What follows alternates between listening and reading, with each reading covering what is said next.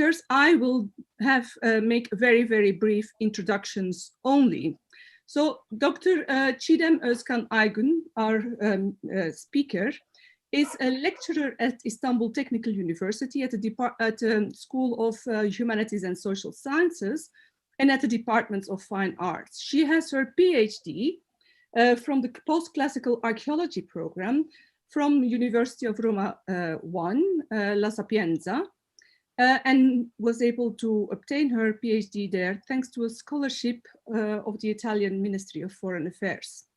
Çiğdem has done quite a few surveys, for example, on the sunken medieval settlement of Hazar Lake in eastern Turkey, but she has mainly focused her research on the survey of subterranean structures and water supply in Istanbul, most specifically on Hagia Sophia, Topkapı Palace, the Hippodrome. And she has secured funding from the Getty Foundation, the Associazione Mare Nostrum, and ACMET. Professor James Crow, is a professor at Edinburgh University and teaches Roman and Byzantine archaeology.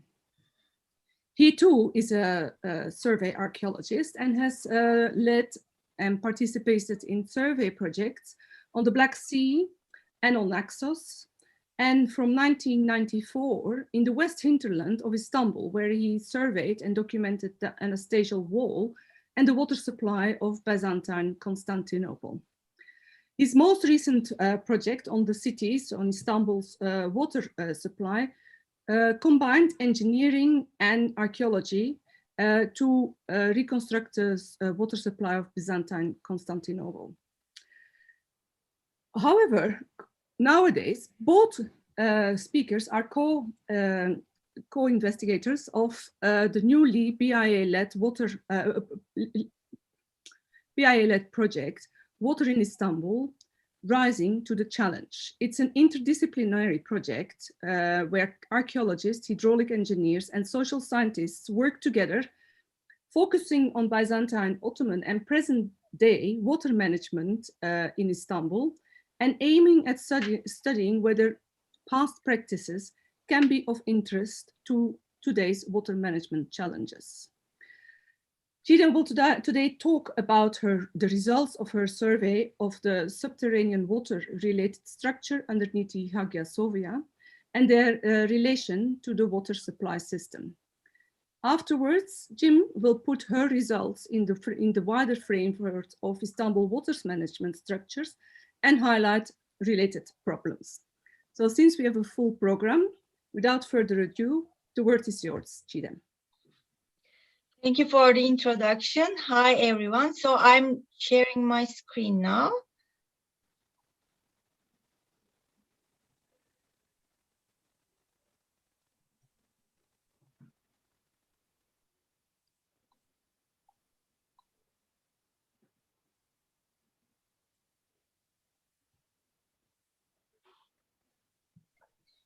Okay, hi again. I would like to thank to the British Institute at Ankara for organizing this webinar and to Professor Jim Crow for his constant support. Through my talk, we will have a look to the subterranean structures and the history of water beneath Hagia Sophia, which is another and lesser known marvel of this amazing monument. You will witness the results of our archaeological mission, which has begun in 2005. I will try to make it more clear for you through the help of a short documentary extracted from our videos, which were shot during the survey, and 3D reconstructions created from architectural measurements. I am beginning with this documentary to give a general idea. I hope you enjoy.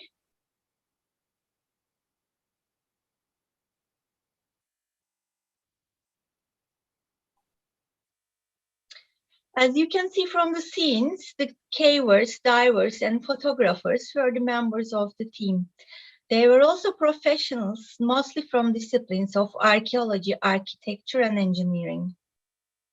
We have made a protocol with ASPEC, Anatolian Speleology Group, who were generally the graduates from Boğaziçi University, from where I originally come from too. With the help of their technical skills, the researchers achieved to go through the subterranean conduits, even only 40 centimeters high, and they have recorded the dimensions, the slope, and the construction material. All the while, trained photographers and cameramen have followed them and documented the research material. Some of the subterranean remnants of Hagia Sophia are intact structures, and some of them are partially surviving substructures.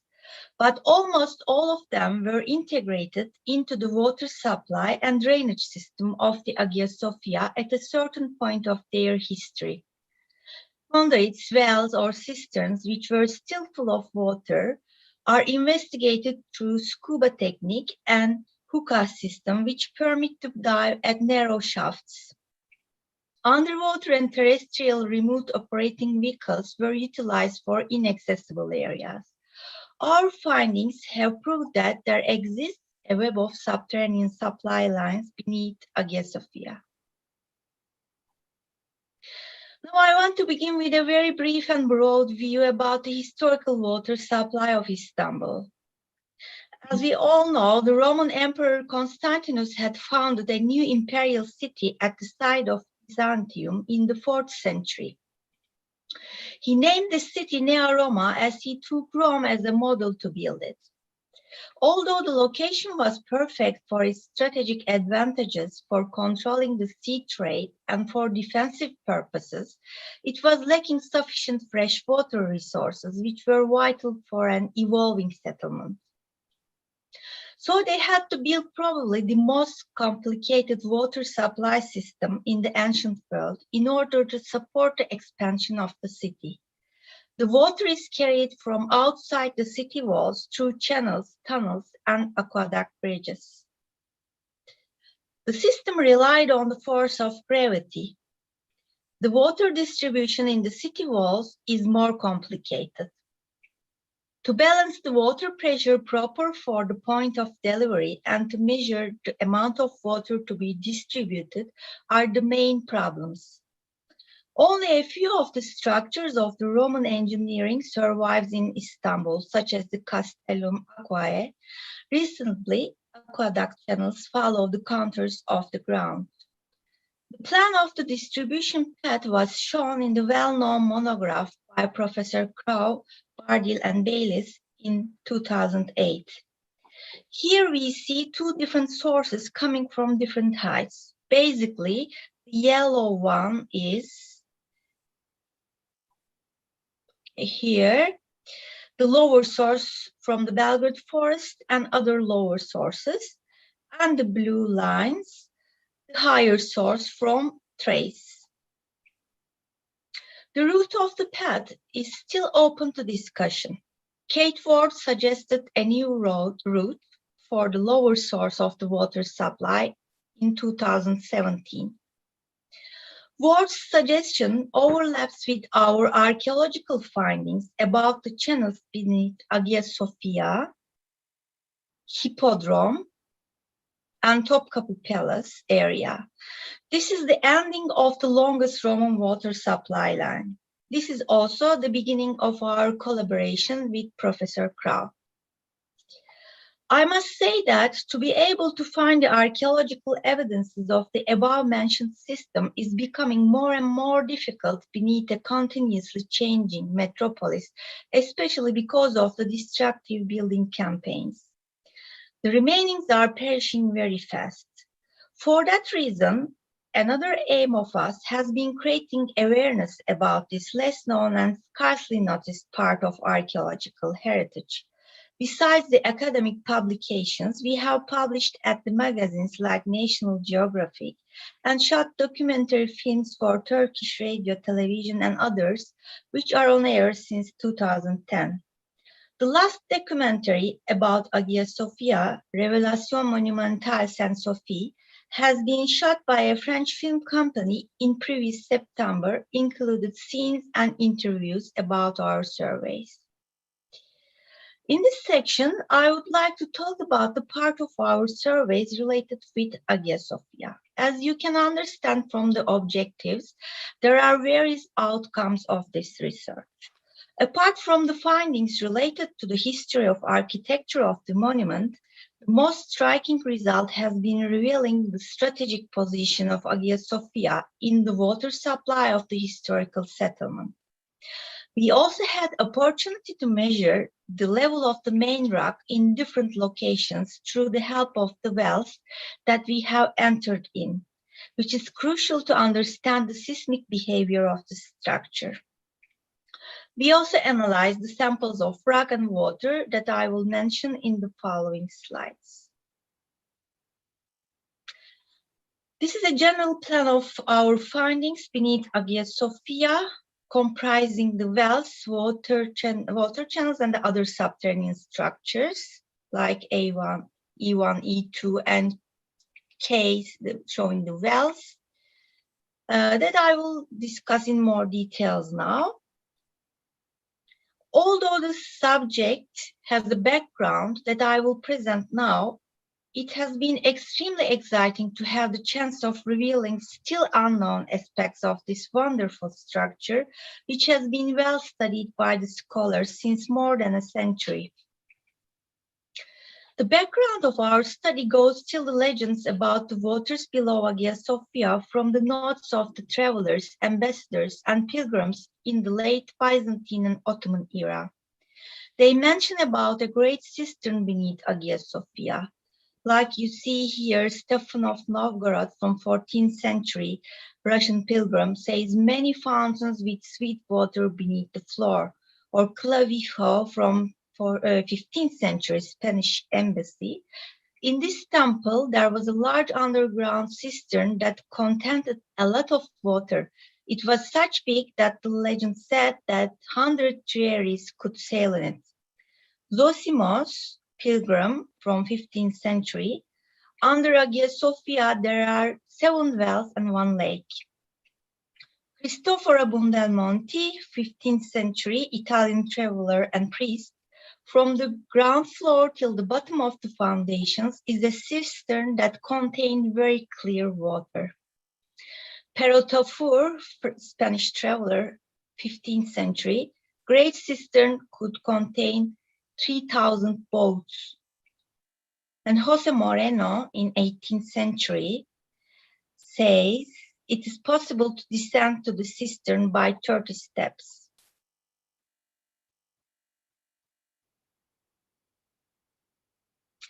Last but not the least, French traveler and painter Grelot publishes his book Relation Nouvelle d'un Voyage à Constantinople in 1680, which contains his well-known engravings of the interiors of Hagia Sophia, the most accurate representations published at the time.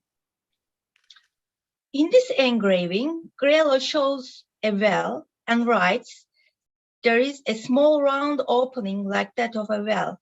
This is how water is drawn from the cistern which is under the church to be used for the purposes of the temple." He also shows the location of a fountain, which is also mentioned by Schneider, maybe you know, and he writes, "These steps are to descend down to the steps of the large cistern of this church. This is what made some people believe that one could go by boat from Hagia Sophia to the sea through underground channels." When we come to 20th century, Antoniades in his book Ekphrasis tis Hagia Sophias delivers not only the complete measurement of whole structure, but also gives information for the history and the liturgy related with water. In Antoniades' plan, we see the suggested location of the Fiale fountain after Silentiarius. In 6th century, Paulus Silentiarius describes the now lost Fiale in Hagia Sophia as a canopied installation at the center of the atrium of Hagia Sophia. At the precise center of the wide court stands a spacious fountain. From it, a bubbling stream of water forced by a brazen pipe leaps into the air. a stream that drives away all suffering. A semi-legendary account from 8th or 9th century indicates the fountain of Hagia Sophia for ablution. John Chrysostomos also mentions in his homilies that both the clergy and the congregation should wash their hands before proceeding further into the church. Furthermore, a pool is shown in the plans of Grelo and Fossati at the western courtyard of Hagia Sophia. Both the fiale and the pool must be fed by the running water coming through the supply lines that we have detected beneath the courtyard.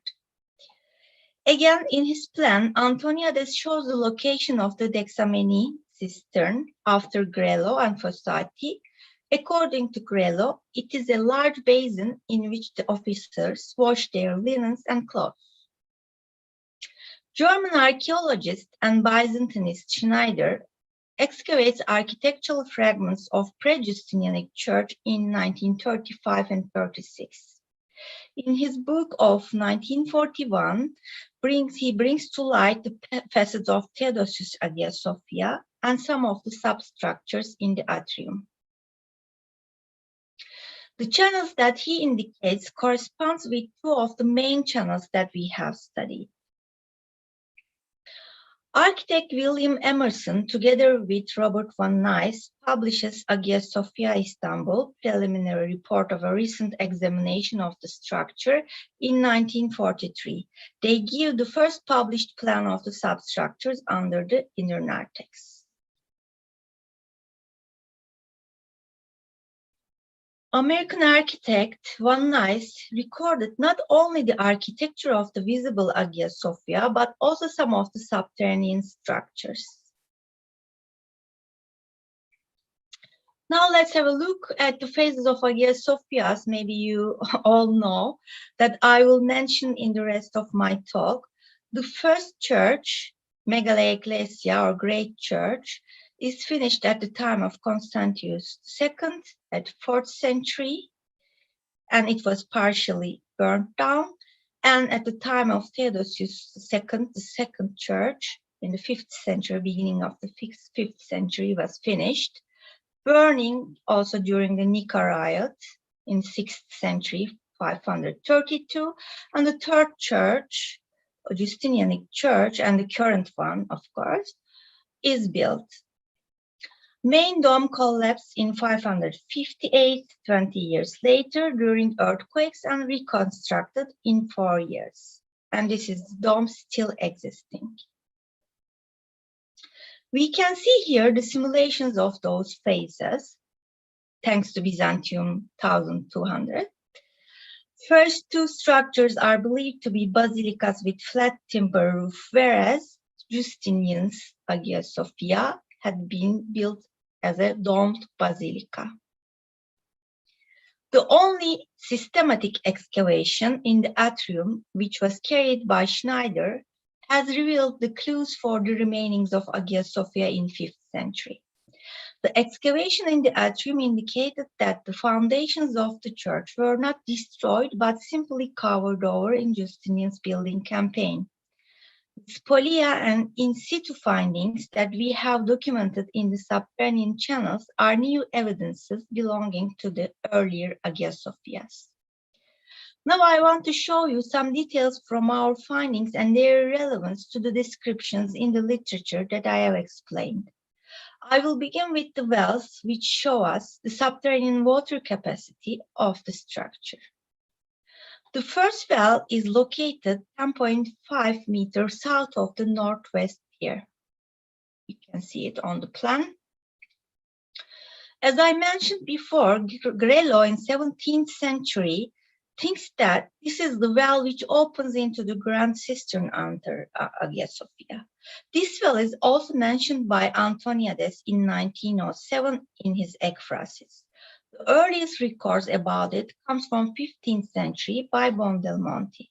Buondelmonti mentions a 22 cubit, approximately 11 meters high cistern, and it corresponds to the depth of the well which we have recorded. We managed to enter in it through hookah diving technique, and the depth of the well is 11.6 meters, and it holds an average of 10 meters of water during the year. The well shaft was dug from the natural rock on which Hagia Sophia stands. We have taken the samples of it, and geophysical analysis shows that it is grey rock, which was formed in Paleozoic period, very hard and non-porous rock, but water can still flow through the cracks. Electrical conductivity and chloride analysis of the water shows that it is groundwater and it's hard and rich of minerals. Primitively dug steps on the natural rock is visible 4 meters below the surface. This well is the probably oldest water source remaining even before the first Hagia Sophia.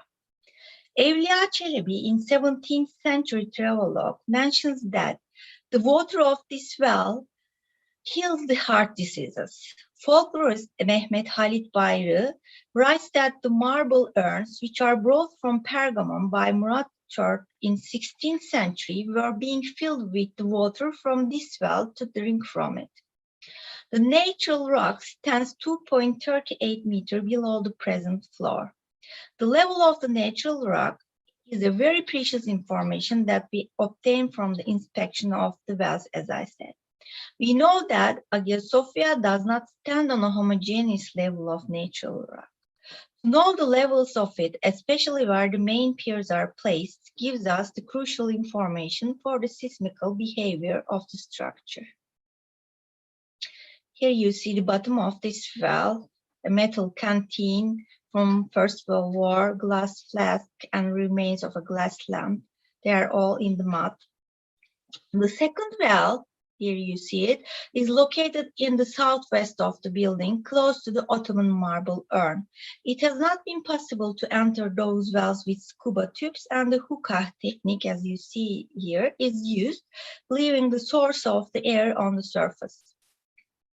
The water samples show the same characteristic with the first well. Those two wells represent the typology of the wells of Hagia Sophia and the wells of the Acropole area. First type is irregular for its shape with narrow mouth and gets larger towards bottom. The second type is dug straight and walls are paved with stone. The depths are between 9 to 12 meters at Hagia Sophia, whereas the ones at the Acropole differs from 22 to 30 meters. This data gives us the level of the groundwater under the first hill.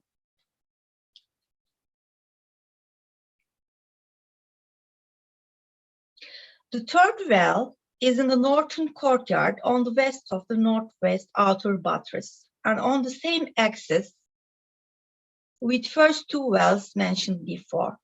It is also visible the bare natural rock in this well, like in the first well, and it also gets larger towards the bottom.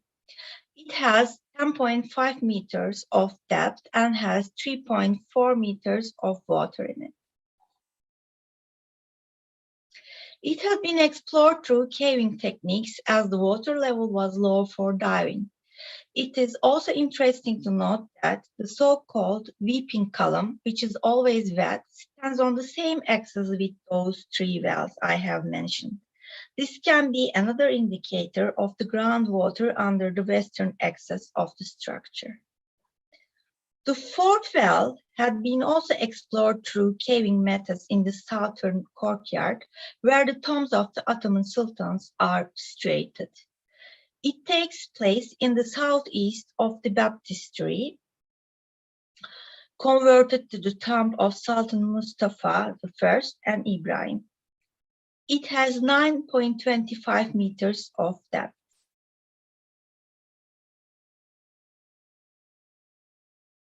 It is possible to consider it as a pear-shaped cistern because of the conduit in it. It is intriguing to see the examples of reuse in the courtyards of the monument, like the sarcophagus, which was reused in the Ottoman era as a simple fountain, possibly filled by the water taken from those wells. In every corner, you can see the examples of transformation of the material into a water facility through the time. All of the wells which I have mentioned are situated on the same axis at the western half of the building and its courtyards. The fifth well takes place on the eastern part of the south courtyard at the back of the Sultan Selim II's tomb. It has a 11.85 meter of depth with 5 meter of water in it. This well has 1.5 meter in diameter and keeps the same width till the bottom. The natural rock is at 5.45 meters below the surface. It is one of the deepest two wells together with the well number 1. We have also identified the place of another well in the southeast outer buttress in the room to the south of the minaret. It was coinciding with the place of the Holy Well, which was mentioned by Antoniades, Millingen, Eberswald, Mambury, and Taft after Silentiarius. There are 4 buttresses before entering the outer narthex of Hagia Sophia. Lower parts of those buttresses are dated to either 9th century when the tympana was restored or to the 10th century when the western part of the dome had to be rebuilt because of the earthquakes. There are 2 wells located in the 1st and 4th buttresses, which is unusual, but give us information about their dates. Teteriatnikov, who based her article on our findings and examined those 2 wells, wrote that the water used by the worshippers during the liturgy. Those 2 wells do not contain water at the moment, and they are totally filled with stone and garbage. The ex-manager of Hagia Sophia, Alparslan Koyunlu, mentioned in his reports that in 1981 there was water in those wells, but some of the wells were filled in order to avoid the humidity problem as a faulty precaution. Before beginning to mention about the channels connected to the water supply system, I want to explain about the vaulted structure here under the inner narthex, which is connected with the channels. This 4-meter wide structure, which has double line of cross walls, 1.3 meter of height, supported by 23 piers. According to our measurements, this structure has a length of 47.64 meter, which fits with the width of the atrium of Second Hagia Sophia, 47.6, recorded by Schneider, which suggests that the date of that structure is linked with earlier Hagia Sophias. There are 5 ventilation shafts on the walls. We have produced 3D reconstructions from the architectural measurements that we took from the subterranean structures. Here you see a cross-section from the 3D model of this subterranean vaulted structure that I have mentioned. Those photos are from the models again.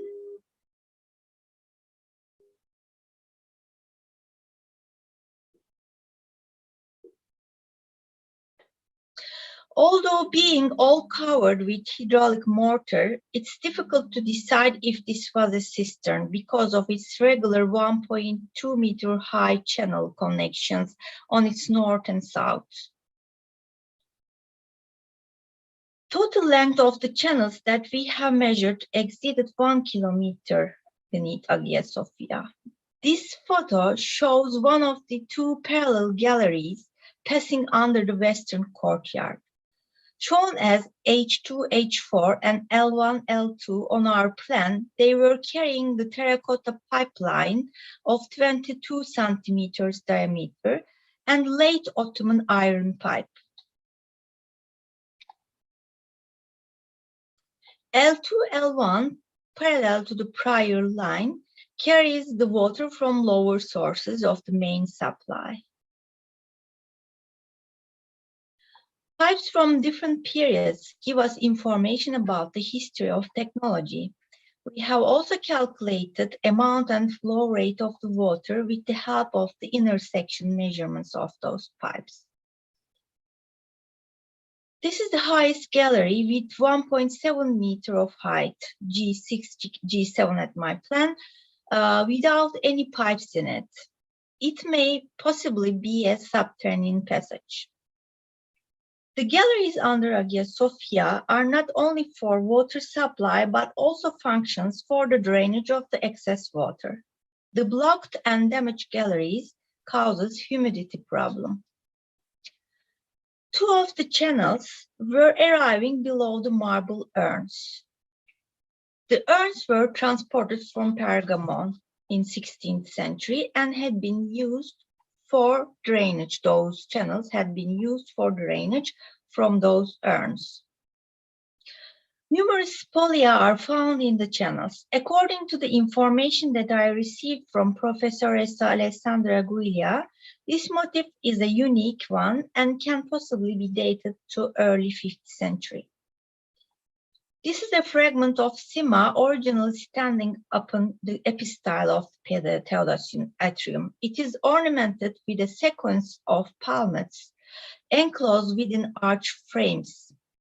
Another example of this classical motif of schematically reproduced palmette is recorded by Professor Eugenio Russo on an impost block which comes from 5th century Rotunda near the Church of the Mira-Leon, and it is considered to be a widespread motif in the Constantinopolitan area during the first half of the 5th century.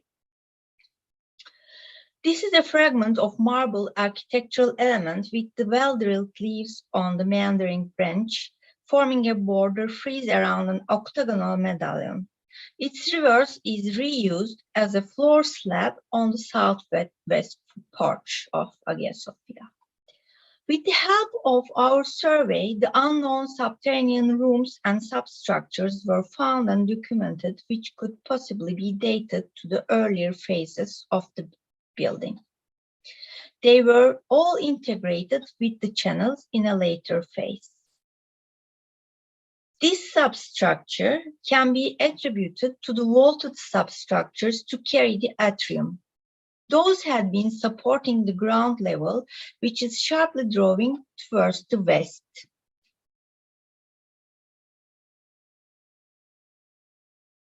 This is the plan and cross-section and 3D model of this partially surviving substructure.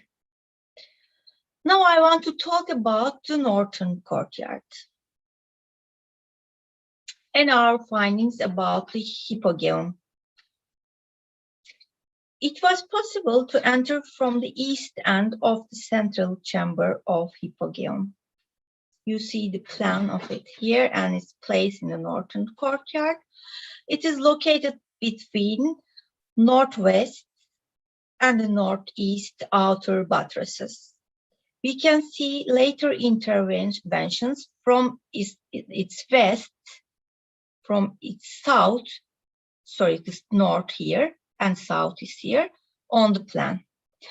The building consists of 3 parallel barrel vaulted chambers.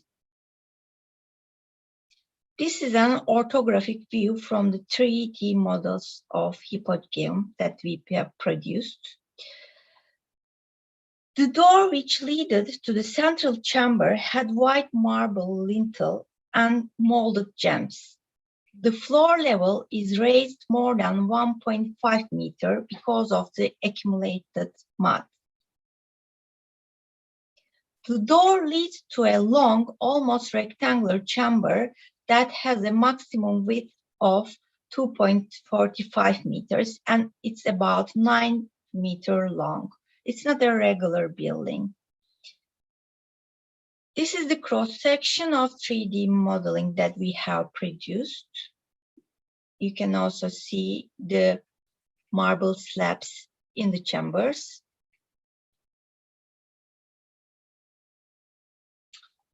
In its second phase, the Hippogeum was converted into a water reservoir. 2 water conduits were added to its west and east.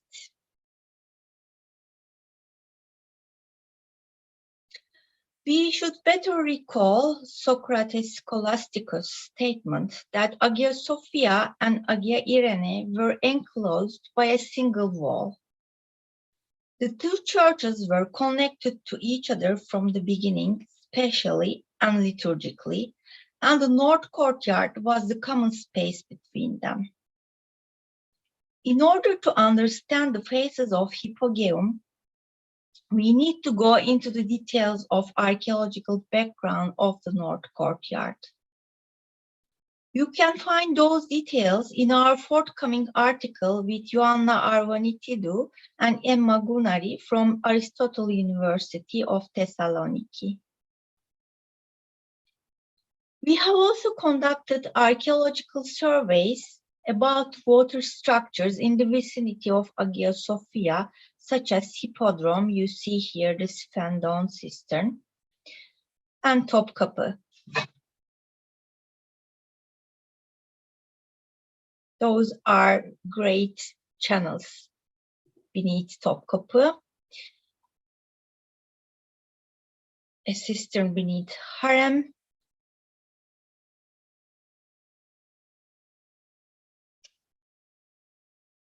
A wheeled well, which is known as Dolap Ocağı.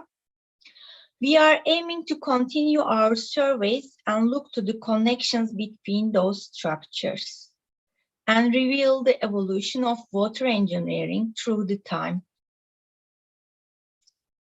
So I tried to give you a brief information about our researches. You can get the details from my publications, the forthcoming book about Subterranean Hagia Sophia, and our forthcoming article about Hippogeum, as I told before. This survey has been an inspiration for the cooperation of archaeology and speleology in Turkey either, I must say. There are some photos from my team here. I'm very grateful to all of them. I would like to thank all of the members one by one, but they are a lot. You can see a list of the names of them here. They all volunteered. Special thanks to Engin Aygün, who has produced the underwater and terrestrial remote operating vehicles and documented all the research with his camera. Of course, I'm grateful to the scholars and researchers that you see in the names here. They all contributed to my researches through sharing their precious experiences, among them Professor Jim Crow and Michel Kaplan for inviting me to give conferences, and Professor Eugenio Russo for inviting me to publish my work in Byzantinistica. I feel so lucky to be able to have their supports. Thank you for listening.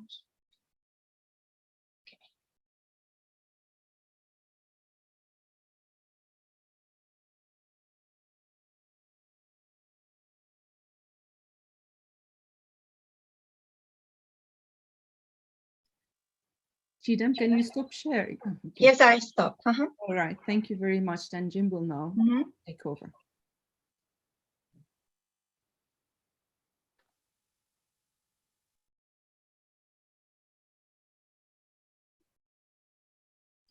Jim, you're muted. Thank you very much, Çiğdem, for that really inspiring presentation. Thank you. It was a terrific effort of all yourself and your colleagues, and some of it was not just uncomfortable, but was potentially quite dangerous, I suspect. But anyway, it on the other hand, it looked quite fun, depending on your attitude to these things. So I think what you've been able to show us is a really, I think, really critically useful way of situating the different structures within the great church, whether it's the wells, whether it's the long substructure underneath the inner narthex. It's the complication and the challenges of trying to understand the so-called Hippogeum, that building between Hagia Sophia and towards St. Irene to the north. And then also the channels which are running basically north-south underneath the atrium, effectively underneath the atrium, or what would have been the atrium of Hagia Sophia, and leading northwards towards, probably in front of where the archaeological museum is today. And I think there are 3 channels there, and we can come back to those in a little while. Now, I'm sure there's going to be lots of questions about various aspects of some of the details of what you showed. And I'll just say a little bit about what you outlined at the very beginning, which was this whole question of Constantinople, which Themistius said was a city that thirsts, because, you know, the great challenge of the city, which Constantine had left, was that in many senses it was an ideal place to create a center for a ruling empire, except it didn't have water resources. Water was all around it, but it was seawater, but it didn't have fresh water for an ever-expanding population. And that, as you mentioned, had to be brought in, first of all, from the forest of Belgrade, which was the water supply for Byzantium, and then much more distantly from Thrace. And that's what Professor Kazim Chechen, first of all, documented, and that what myself and my team were able to document, and I think to situate the chronology of that system. So the question is then, how does what you find in Hagia Sophia fit into that? Some of that is quite clearly an aspect of that water supply system, and I'd say that in terms of those channels in front of the great church, and also it's also important to remember that what survives from Constantinople, above all, are cisterns, and it was the most recent project which we carried out in Edinburgh, where Kate Ward, who you mentioned, was able to bring together the concordance which Jonathan Bardell had produced, and which also Kerim Altu had produced based on documentation from the city, and bringing those together. Kerim and Kate produced a synthesis of, so we know how many cisterns there were, a very large number of cisterns, and in practice there are more cisterns known of any other Byzantine structure within the city. So then the next question is, how does Hagia Sophia fit in, or does it fit in, and how far it's different? First of all, we've seen what's really interesting is the evidence for groundwater, because having said the city is without water, it obviously has got some water. So there is a limited amount of water within. And then what was the role of those wells within the great church?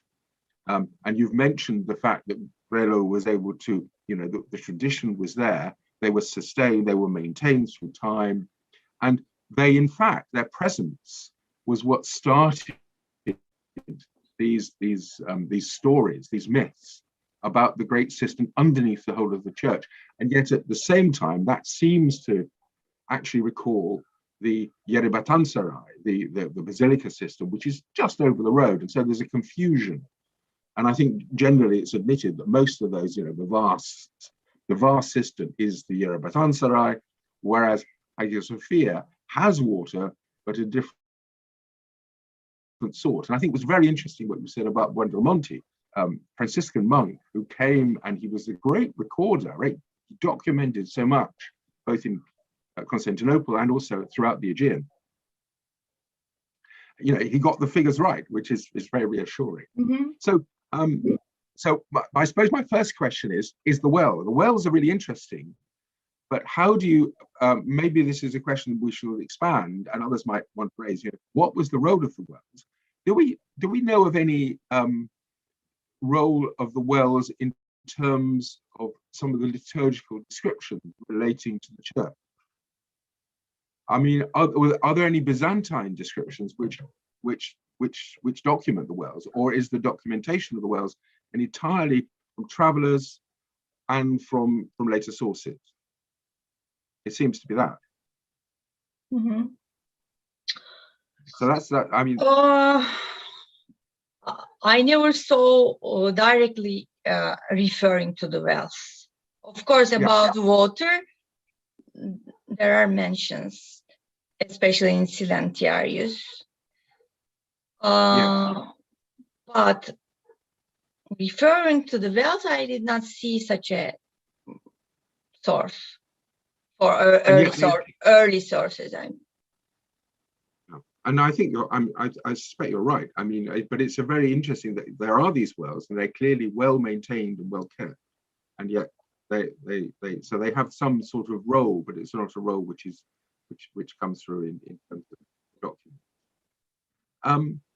And then there's this. I think the really enigmatic. Well, there are two enigmatic chambers which contain water. One of them is that underneath the inner narthex, which, as you mentioned, looks as though it should be a cistern, albeit a rather shallow cistern. It's very hard. It's not like the Bimbidja, the Yerubatan, or at least not like the Bimbidja. But at the same time, it seems to have channels of water coming in and also leading out, which is also problematic. And I think that's an area which one needs to try and think about what sort of role it might have had. But I think it's very interesting that you're able to suggest that it belongs to the second Hagia Sophia, but then it's still there within, although structurally it wouldn't cause too much problem in the Justinianic Hagia Sophia. So that's another interesting. And then of course there's the one that we've talked about, which is the Hippogeum, which is that structure to the north, and how that has all the appearances of a burial chamber, probably preceding the great church, which is then at a later period is then converted into a cistern or water containing cistern. And one of the things that I think we need to look forward to is how water flowed into it and how water flowed out of it. But then that's something I think we may need to discuss further. I think what I'd like to do now is I was just really trying to draw, and of course one could. I don't want to go on any further because I want to enable people to ask Çiğdem questions, and I can add if you need, if for some things which I know can add. And I think there are others here who are extremely knowledgeable about the Great Church who might also be able to share. But I think I'd like to hand over now to Lut and ask Lut if she would take on the role of the questions and asking the questions, and she can see what's available on chat. Thank you. But thank you very much for that really, as I say, inspiring. And I now begin to understand this great one aspect of the complexity of this huge monument. Thank you. Thank you. It was a pleasure. Thank you.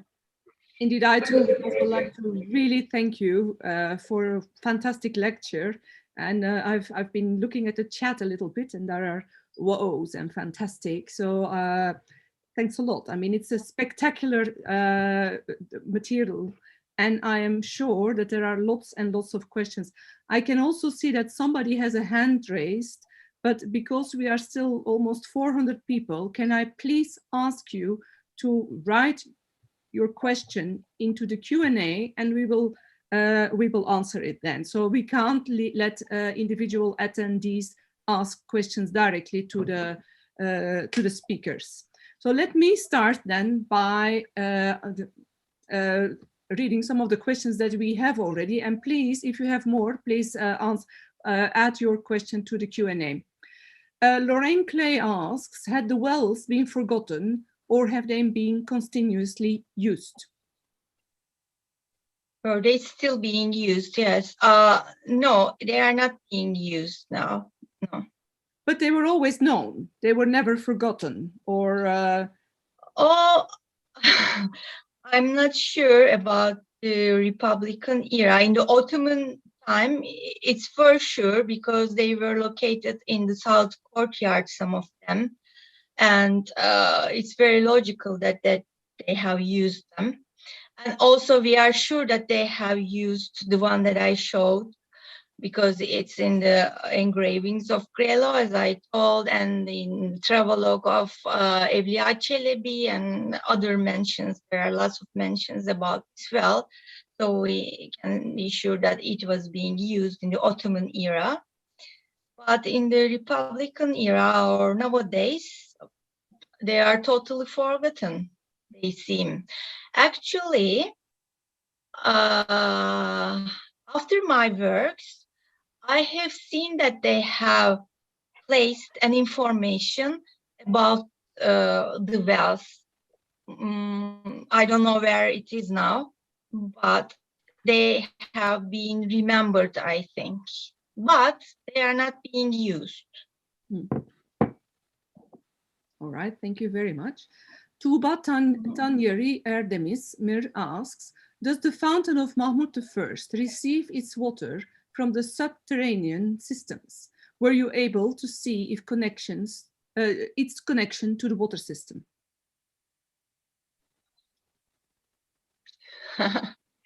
This is a very strategic question. Actually, of course, it received water from the subterranean systems.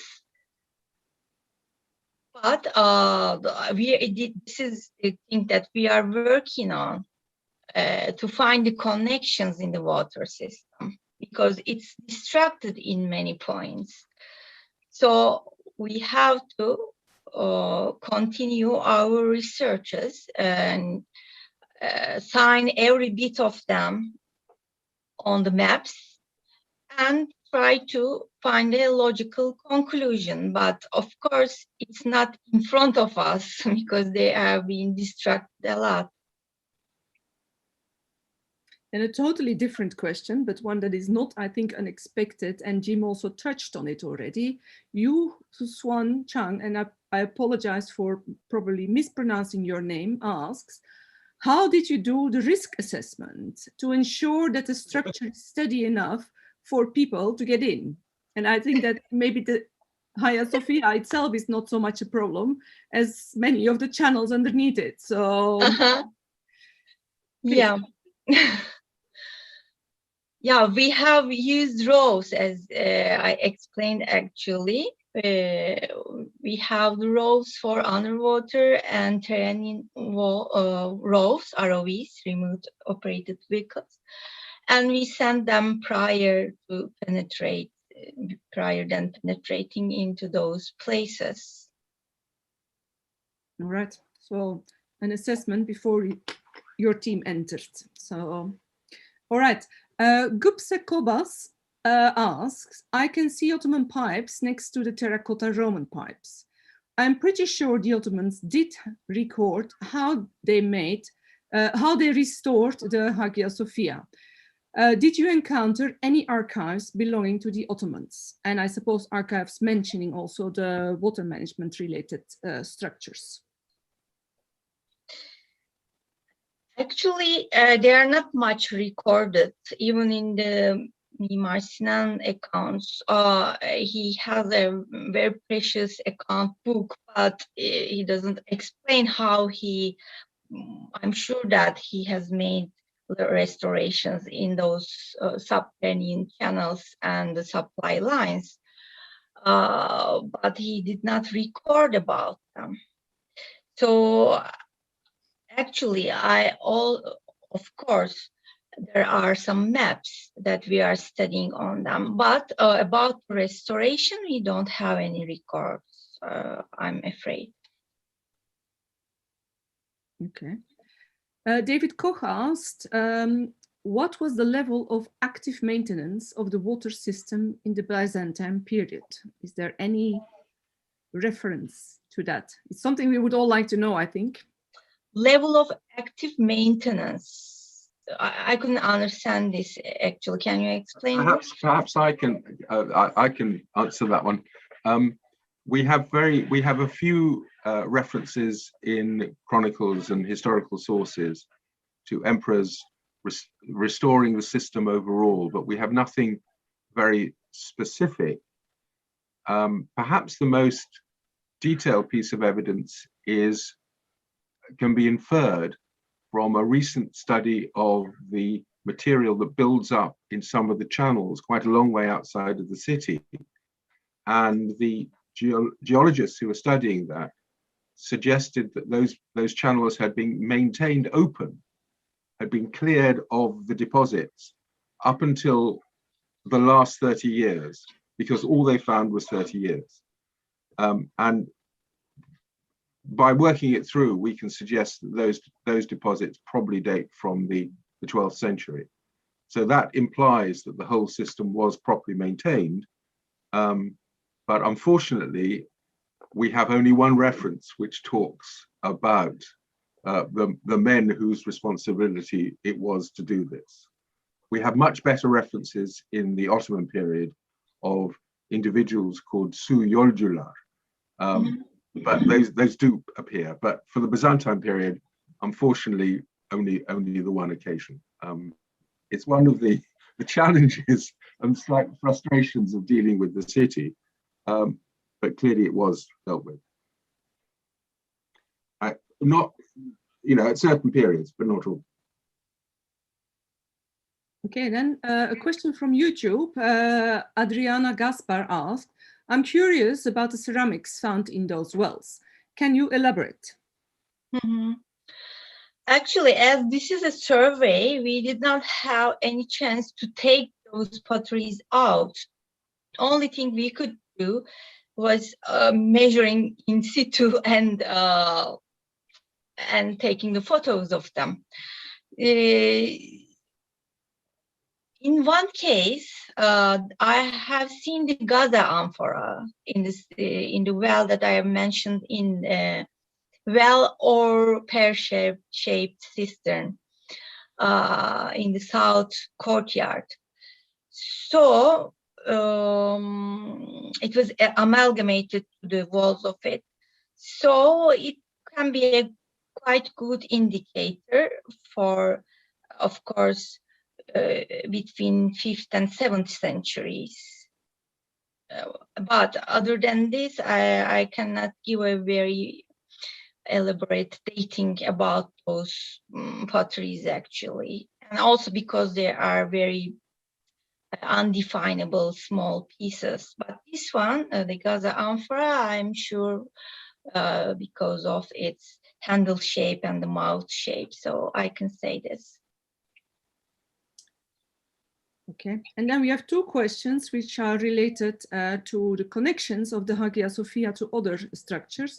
Martin Half asks, thank you for sharing the breathtaking work being done by you and your team.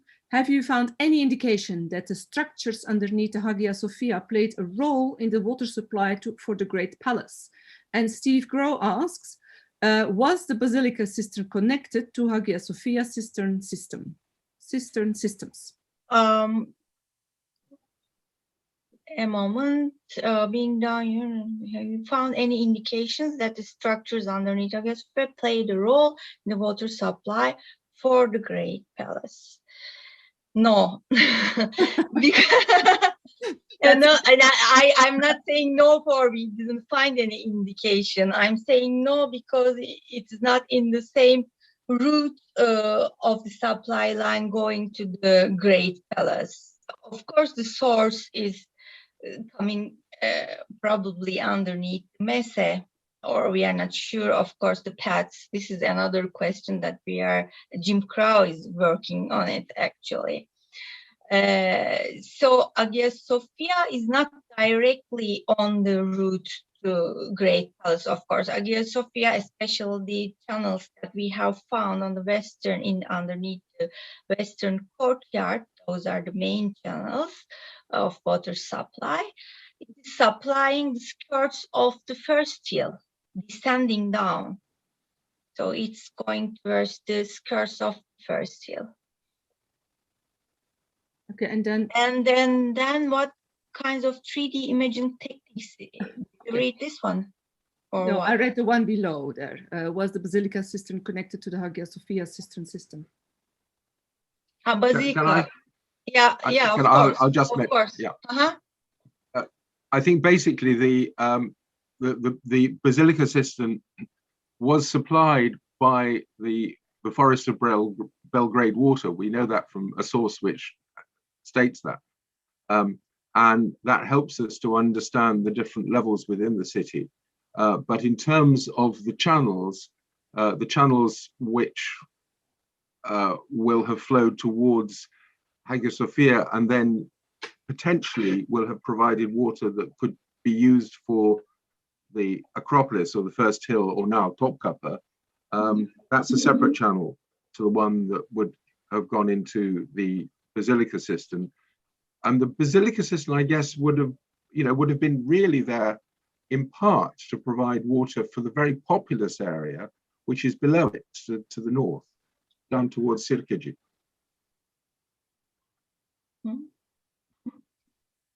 All right. Patrick Mangelsdorf, also from YouTube, asks, from the chat, sorry, asks, the white marble columns and structures in the last picture, so Topkapı and the Hippodrome, were these former sacred areas in use or ever since part, or have always been part of the cistern system? Actually, I couldn't understand which white marble. You have the white marble capitals that are still underwater in the big Topkapı, still underwater. So were they part originally of sacred areas of temples or churches, or have they always been part of the cistern system? They are produced, yeah, of course, we can give different answers, but the one that I show they were produced for that cistern. They weren't reused material. Okay. Then Marta Payne asks a possibly odd question. In the Turkish TV series Filinta, there are several scenes with underground tunnels in Istanbul. Do any of the water channels of underneath the Hagia Sophia connect with these tunnels? Actually, I don't know this thing. I'm so sorry. So I can't say anything. Which channel she's talking about? I'm sorry. It's not impossible, I would think. They are more than fantastic and amazing enough. So maybe. So I also don't know the series. So Martin Half Immediate asks, during my last visit to Istanbul, 2018, a part of the square south of the Hagia Sophia, the former Augustaion, was fenced off and partially exposed and showed the top of a narrow arched gallery, approximately 1 to 1.5 meters wide, in my estimate, aligned approximately north-south, not far below the modern street level. Was this in any way connected to the structures you have discussed? Mm-hmm. So. Yeah, those are identified to be belonging to an Ottoman fountain. Actually, of course, they have to be connected with supply galleries, the channels. So the walls that I think Martin saw were belonging to the walls of this fountain, Ottoman fountain. Okay. They are not connected to the Hagia Sophia then. Or we'll have to look. Probably, yeah, we'll have to look because it's out of the Hagia Sophia. Yuka Oiwa says, thank you so much for your great presentation. Many historical accounts brought up the idea of reaching other parts of the city from the church using the underground waterways. Was any of the canal beneath Hagia Sophia used for human transportation as well as water? I think you mentioned that in your lecture. Yeah, I mentioned, of course, the probability because there are those mentions about the connection between Hagia Sophia and Hippodrome, Hagia Sophia and Great Palace. But I just mentioned there's only one which is high enough and without pipes in it. So this is a speculation, of course, but I have mentioned about it. Yeah. And then Tricky, I think, or Trivenola asks, Hagia Sophia was a refuge place, place during the plague and fire. Could the well, so that is going back to earlier discussions, have been used by those sheltering in the church? Yes, of course, it could be. Yes, you could use it, but there's no reason. Yes, it could be. Yeah, I mean, yeah, exactly. You can't say anything else. Yes, it could have been, but we can't really know one way or the other. That's the trouble. And then Nina Watson asked, was the original underground water system built by the Romans? And also, a second question, completely different, are Italian universities involved in the research? Oh, the first one again, Ruth, I can't see that question. Where is it? Was the original underground water system built by the Romans? Is the question, and I will publish it. The question. Can you see it now? Was the original underground water system built by the Romans? Anyway, but I think Jim should answer that. Very briefly.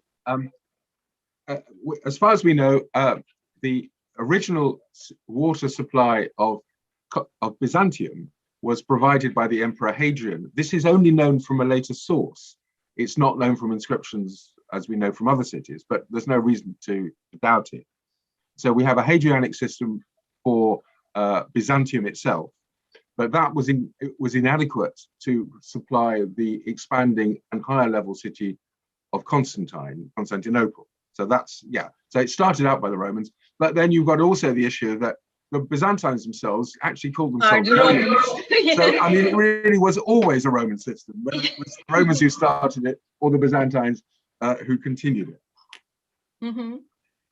Anthony Shepard, BIAA treasurer, asks, were any of the water systems you examined connected to the baptistry? Just a moment, I think I saw this. Okay, Charles Jordan also. Yeah, okay, I saw it. Yes, in the plan I showed actually the arms of the system, the system connected with the baptistry.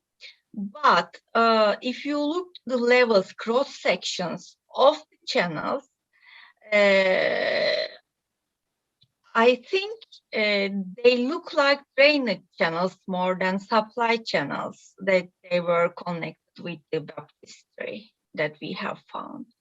So there should be another supply for the baptistry. Anything you want to add, Jim? No, I think it's very important that we do recognize that channels that we find can very often be associated with drainage as well as with water supply, and it's not always easy to differentiate, but I think it's important that we recognize that some are like that. So that's I think it's a very good point. I mean, for instance, there are 3 channels at different levels underneath the atrium, and the lower one may well be a drainage channel and the higher ones may well be water supply channels. Mm-hmm. Wing Yin O asks, thank you for the great presentation, Çiğdem Hanım. Greetings from Waterloo, Ontario, Canada. I have 2 questions regarding the condition of the cisterns. Since the Hagia Sophia has experienced several earthquakes in history, the building itself was damaged. From the pictures you've shown, they looked pretty well preserved. Is there any evidence of these incidents, so the earthquakes, below ground in the cisterns? If so, it would have affected the access to water. Did people seek other alternatives to preserve the water elsewhere? Did people seek other alternatives to preserve the water? Well, to get to the water or to build, I mean, if one cistern, I suppose, was totally damaged by an earthquake, do you have evidence that a younger system was built close by? So that was the... Okay, if we are talking about Hagia Sophia, actually, we cannot talk about cisterns, big cisterns, at least. I think the supply is coming from the supply line that I showed, and mainly from the wells. And it seems that the wells were not affected so much because they were dug directly into the natural rock, actually. So I think the main source of Hagia Sophia are those wells, and a later built maybe those supply line.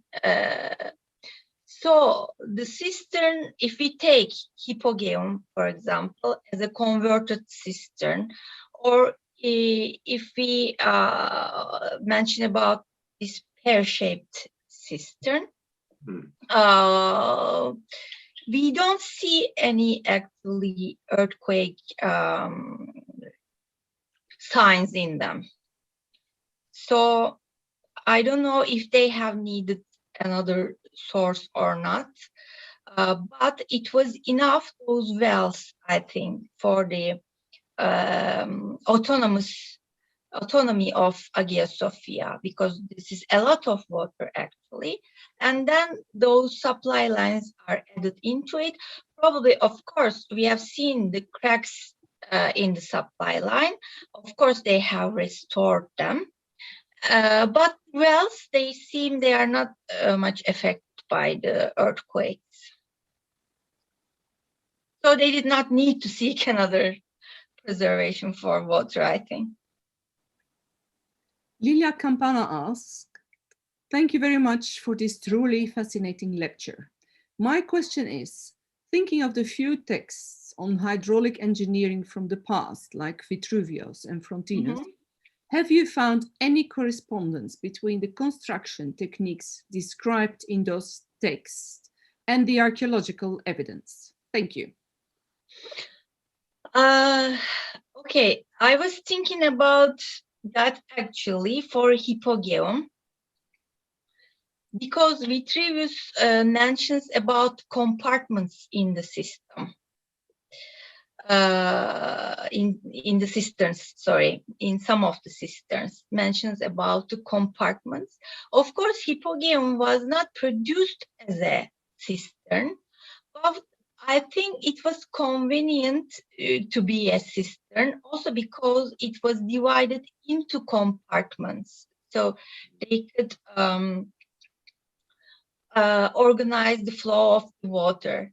So I was thinking about this. Only parallel that I can find with Vitruvius on the other water engineering records in the past and between the cisterns is that one about Hippogeum. So this is the archaeological evidence, I think. Even if it was converted later, it was convenient to be a cistern, I think, according to Vitruvius. Okay.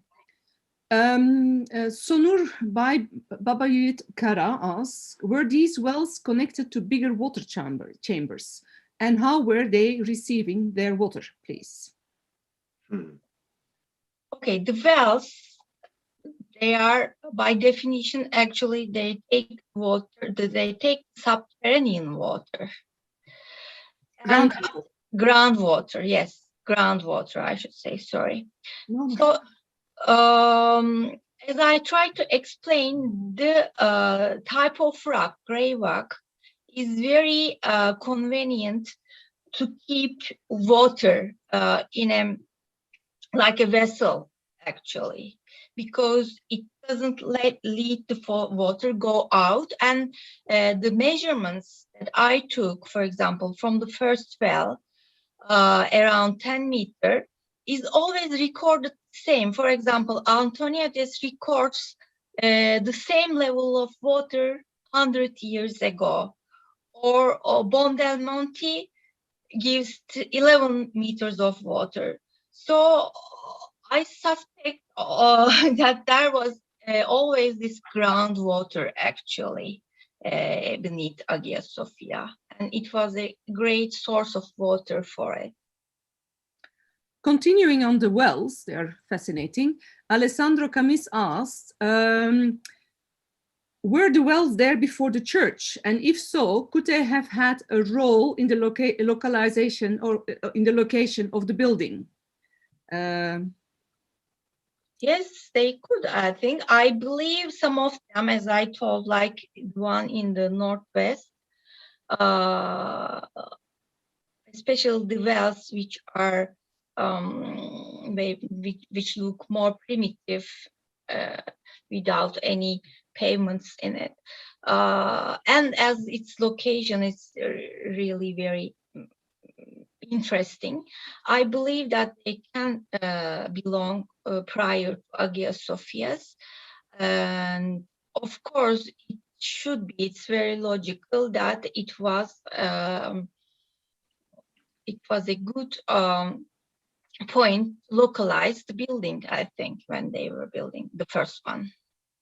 And then yet again to the first building or the predecessors from Jose Antonio Montoya, is the Hagia Sophia site connected to an earlier pagan temple in the Acropolis with its own water systems? I don't know. We don't know. Very good question. It's an interesting question, but we can't. Sorry. Because, I mean, we are not even sure about this first pagan temple and where it is. So I don't know. Hande Tumer asks, the picture that we saw as a sister underneath the harem is kind of reused from another purpose building from early. Is it reused from earlier time, or were they just built and meant to be cisterns? Thank you, she says.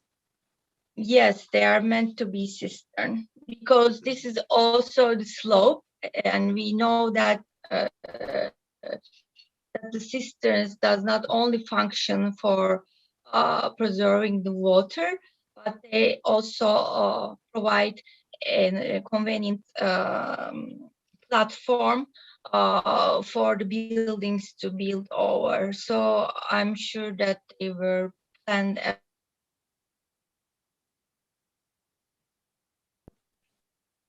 I mean, all right. Okay.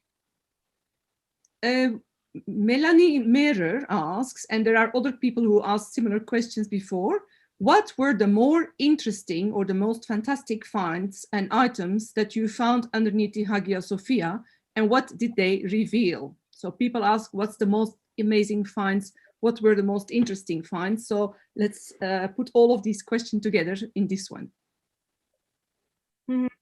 I think all of them are very interesting to me, at least to me. But I think the most important thing that we reveal is those channels on the west are a part of the main supply line of the city. So this is very important finding for us. Jim, what do you think about it? You know, I think, yes, I think those channels, which I'm not sure if you showed the slide, but there's one slide that one of your slides I've seen, which shows a ceramic pipe and an iron pipe from the Ottoman period. And it's quite clearly that this channel was then they put pipes in, because the advantage of that is you can increase the pressure if you use a pipe, whereas if you have a channel, you have to have a much more constant pressure. But you can see multiple uses through time from the, let's say, from the Byzantine period and certainly through into the Ottoman period. And I think the results of that, it's one of the things in our new project which we need to look at in greater detail and trying to analyze and find comparisons. But I think I agree with you. I think that's really important to be able to recognize these features and how these features have continued through time. And also the lead pipe. There's terracotta, iron, and lead pipe actually. And this lead pipe. The lead pipe is also very interesting because it was there were nails, but I'm sure that lead pipe is Ottoman because the nails are also Ottoman type of nails. They are put over the walls of the channels, and the lead pipe was passing over those nails. There are many interesting aspects of those channels. And also Hippogeum is fantastic, of course, but it's also very problematic. We have to discuss about it a lot. It's an interesting phenomenon that in Constantinople, like in most of the Eastern Roman Empire, and this is in Jordan Pickett's work, but ceramic pipes used in the eastern part of the room, a Roman Byzantine lead pipe in Constantinople. That's the vibe. Jim, can you say that again? I mean, at least for me, you were. Me too. I'm sorry. I think my connection is my connection's getting a bit sort of. Sorry. It was just to say that there are very few examples of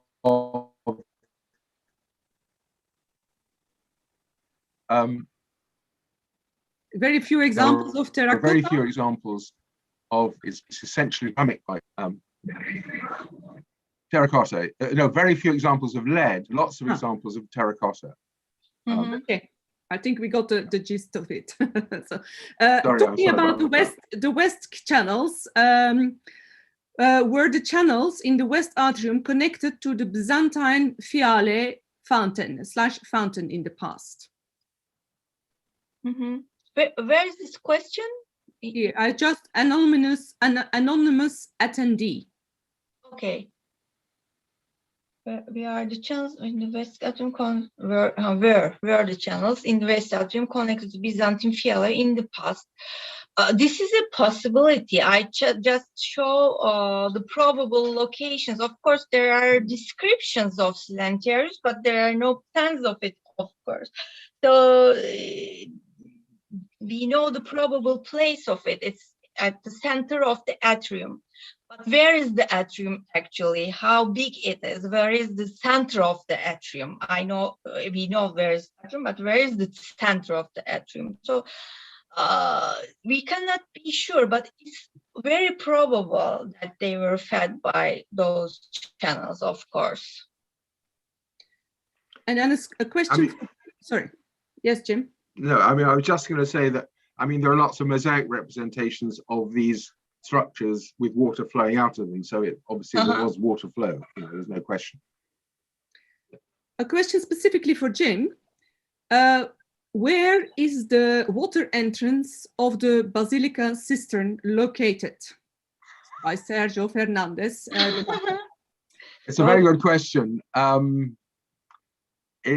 When it was viewed in the middle of the 16th century, it was said that the water was flowing in then. But if you've ever been in the Yerebatan Saray, you'll see that 1/4 of it is sort of walled up, partly because I think of damage in the past. And so in practice, we don't know. We have evidence from other systems of how the water came in, but for the Yerebatan, we don't have any evidence that I'm aware of. Although it has to be said, there's been very extensive restoration work has been carried out there over the past year. And I have seen some photographs, for instance, of the original floor and so forth. But I've not been told, I haven't been informed of any discoveries which relates to how the water entered the system. As I say, others may know, but I certainly haven't been told about that. Richard Bayliss asks, thank you for the fascinating presentation, Çiğdem. Do you think you have now discovered all of the most significant subterranean water infrastructure beneath Hagia Sophia, or do you think is this just the beginning of your discoveries? Yeah, to be continued.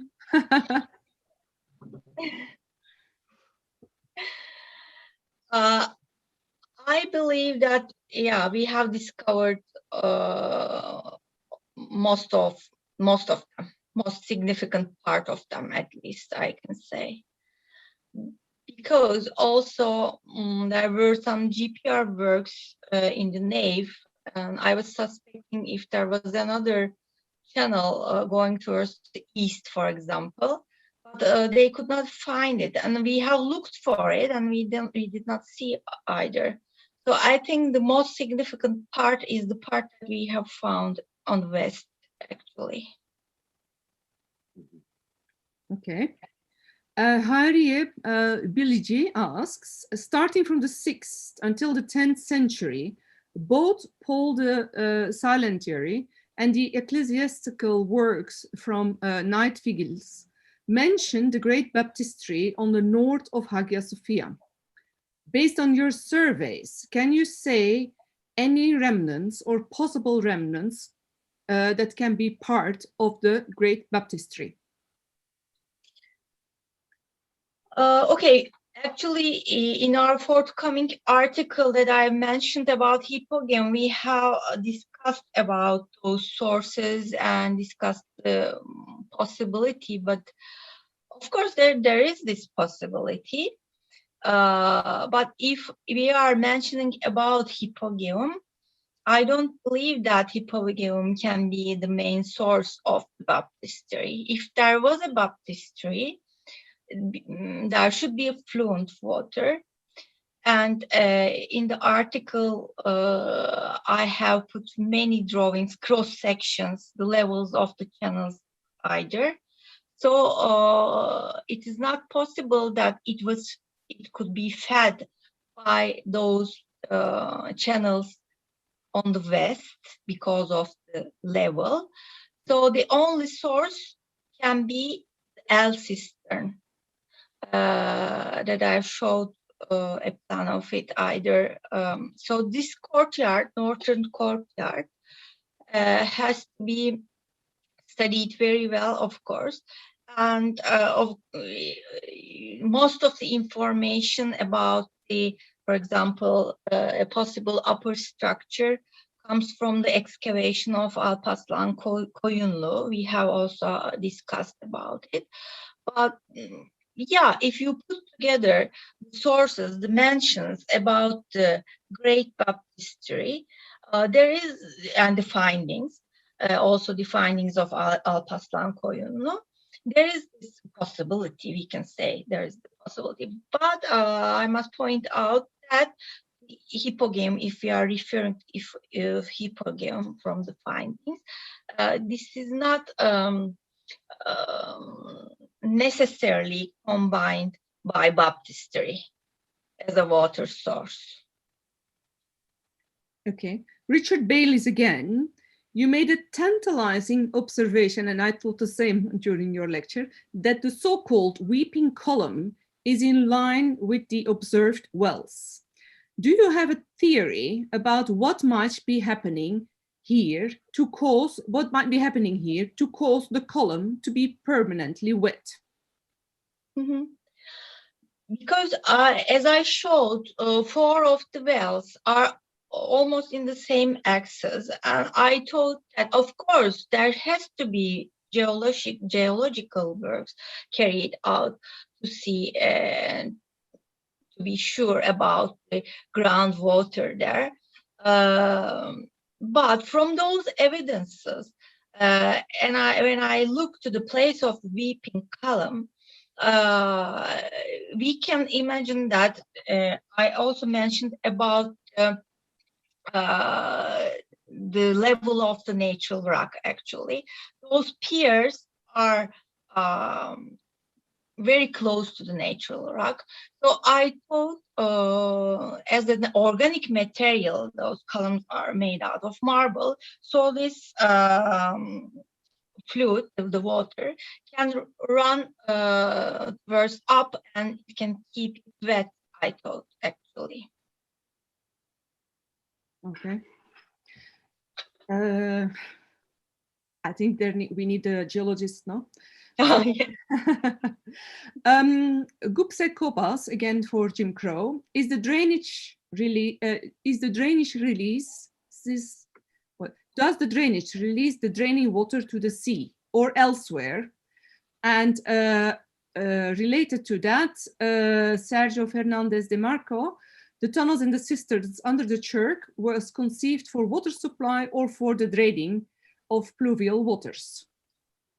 Right, there's several comments there. I'll try and be brief. There's a marvelous description when the first crusade came into the city in 1098, and there's an English chronicle records it, and they were astonished because they came to a city which was able to flush its sewage into the sea. That was what in Western Europe they kept their sewage in pits, and that was it. And their cities were a tenth of the size of Constantinople. But I think there's every reason to assume that there are large rainwater channels which then allowed water to be conducted from the streets and from the very hilly city out into the sea. Yes, I think that's right. It also raises the question of rainwater harvesting, though, and that's also a very interesting one. And particularly for a structure with such a large roof as Hagia Sophia. And Richard Bayliss, who was asking questions a little earlier, when we were working on an earlier project, he did actually calculate the amount of water that might be gathered from the roof of Hagia Sophia, and the quantity was not so great. Yet at the same time, I think within the city, water was connected. There's a very large range of size of cistern, some of which are really quite small. And I think that it's quite likely that some of those at least were actually individual house cisterns associated with the collection of water, just like an impluvium would in a Roman house. So I think rainwater harvesting needs to be considered.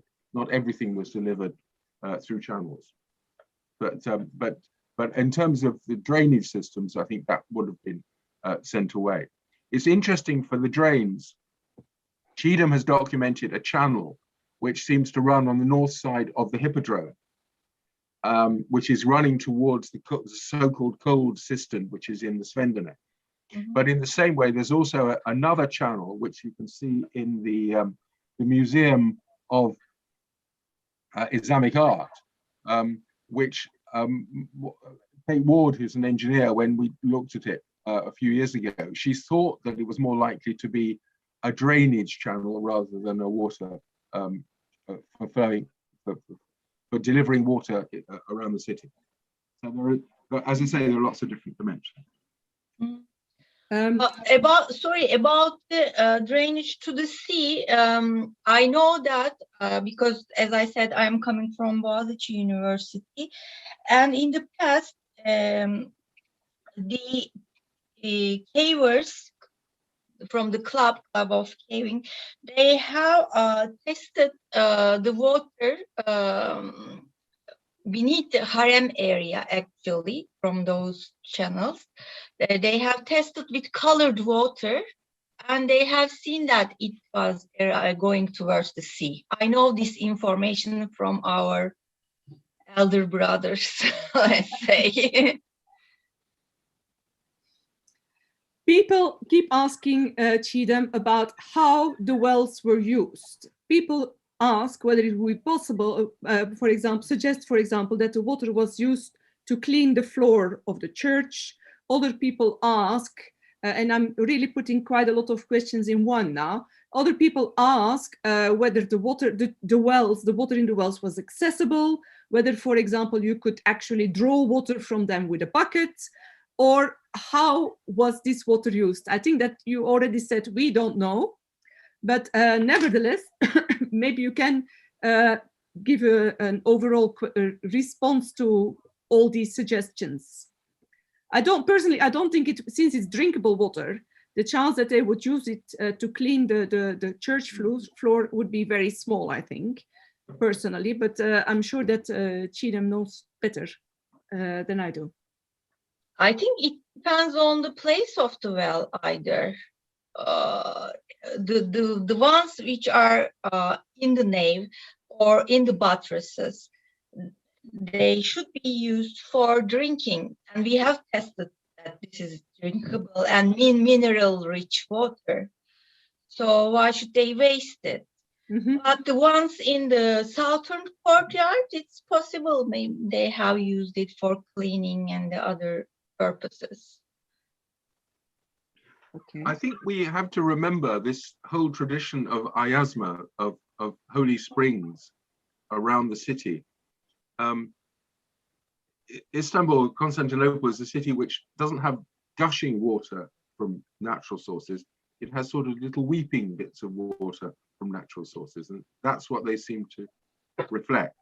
So I think the water from the wells, and as I say, what's frustrating, we don't have sources telling us, but I'm sure that it must have been considered to be sort of, if not holy water, it would have had a special status rather than just ordinary water.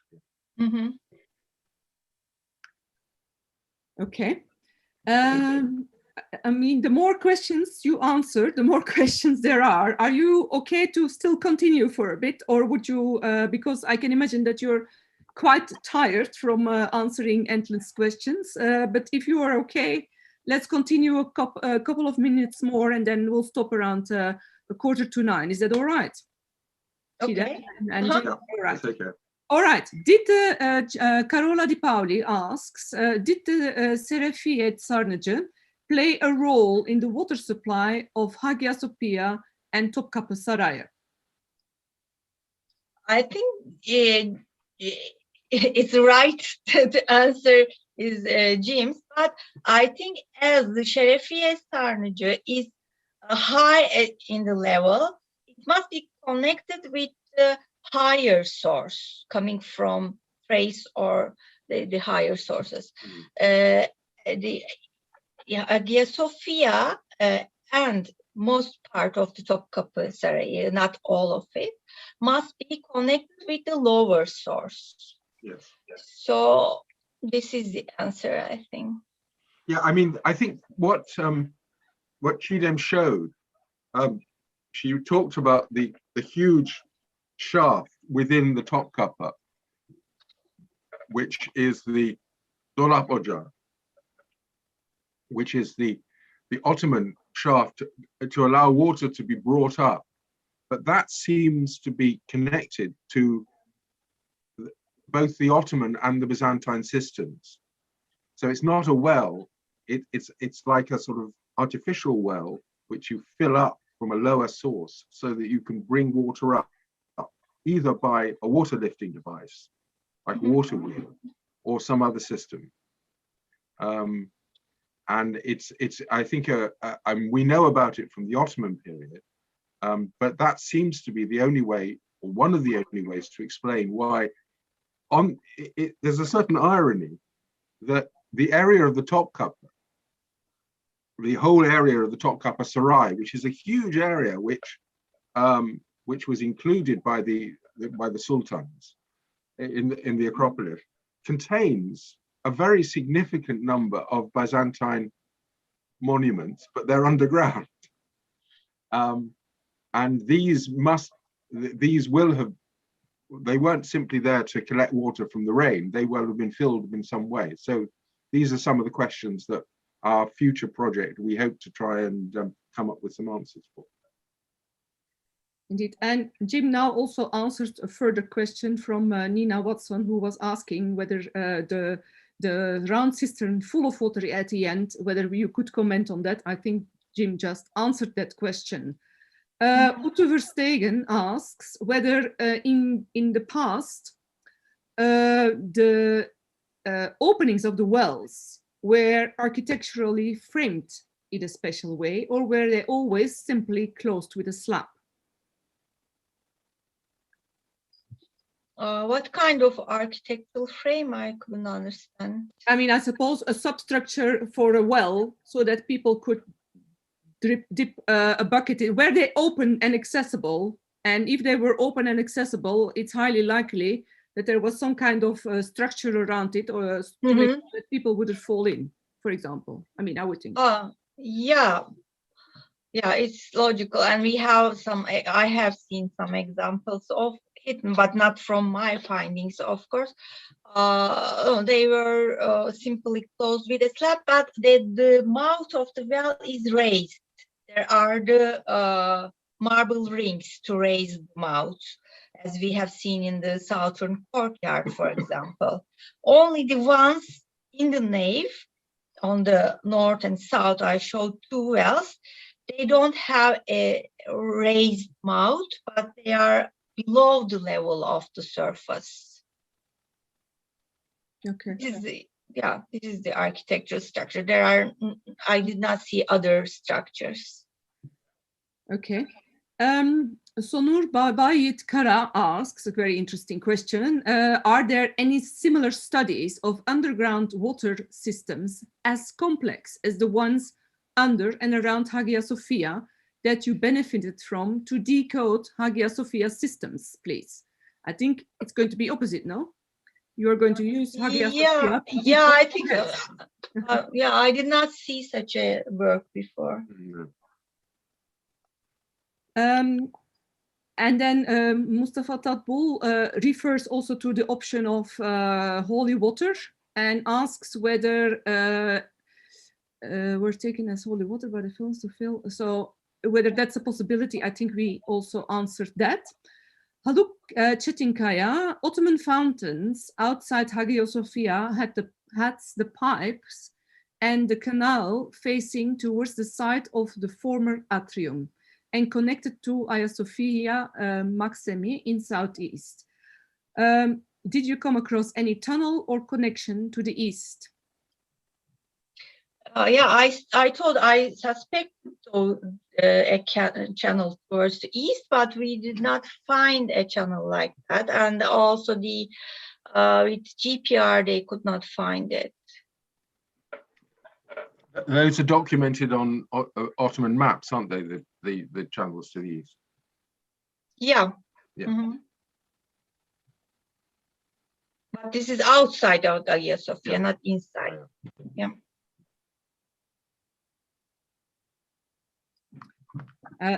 Several people also ask whether the underground structures are going to be accessible to public visits. I don't think that that's anything that that Çiğdem can decide. I mean, it would be nice. I would also like to get in, but I think that what was earlier said, that it's probably not undangerous. I suppose that some quite important structural work needs to be done before all of that could be made accessible, isn't it, Çiğdem? I think it wouldn't be possible, actually. From the slides that you saw of those little narrow passages, I think it's not possible. No. A very select. But I always propose to the ex-managers to give all the documentaries, everything, and put them on the screens close to the entrances, for example, to give information to the people. This could be done. Maybe a last question. Christine Stefan Kaisis asks, do you have any information about the little baptistry near the southwest vestibule? Was it fed by the water pipes or by the wells? I think there was such a question, if there was a connection between the channels and the baptistry. I answered this, actually. The channels that we have connected, we have found that it's connected to baptistry or going towards baptistry is not convenient for its level, because as I told at that time, the system is working with gravity. So as the baptistry is in a higher level, it's very difficult to be fed by this channel. So I don't know, actually, if there was other higher source connected with it, or it's probable also it was being fed by the wells, because there are wells very close to it, as I showed. Okay, I think we are going to leave it at this, because otherwise you are not going to be able to talk tomorrow.